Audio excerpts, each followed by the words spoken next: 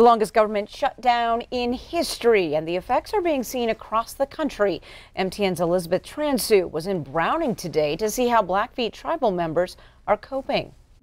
As the government shutdown enters day 31, people across the country are feeling the burden. We service roughly little over 665 individuals and families here a month. Especially on the reservations. But with the federal government shutdown, our numbers are starting to increase. Roy Crawford with the Blackfeet Reservation Commodity Program expects numbers to jump significantly. Right now, we are estimating with the first wave of furloughs, we're anticipating at least 150 employees. And with more mouths to feed means more food needed to fill these shelves. We did run into a problem of shortage of food because there was a lot of questions that needed to be answered on the national level. If the flow of commodities is going to be there, is the inventory going to be there?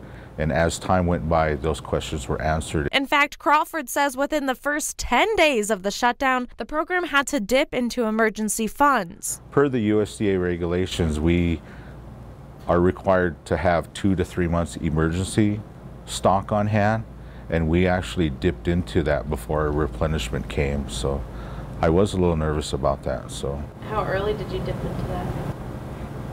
Those first 10 days. We did.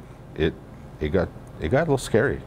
We weren't sure what was going to happen. The commodity program typically receives 30,000 pounds of food a month, but since the government shutdown, they've had to ask for 13,000 more pounds to fill their freezers and aisles. What I've told my employees here at the Food Distribution Program is no matter what goes on at the national level, the president level, the Congress level, that's why we elected those leaders to hash out those problems.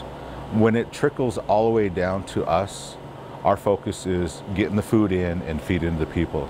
And as the possibility of a deal going through on a national level might come soon, Crawford says it will still take time for the reservation to bounce back. The impact will be felt probably over another 30 days to actually get back to normal. In Browning, Elizabeth Transu, MTN News.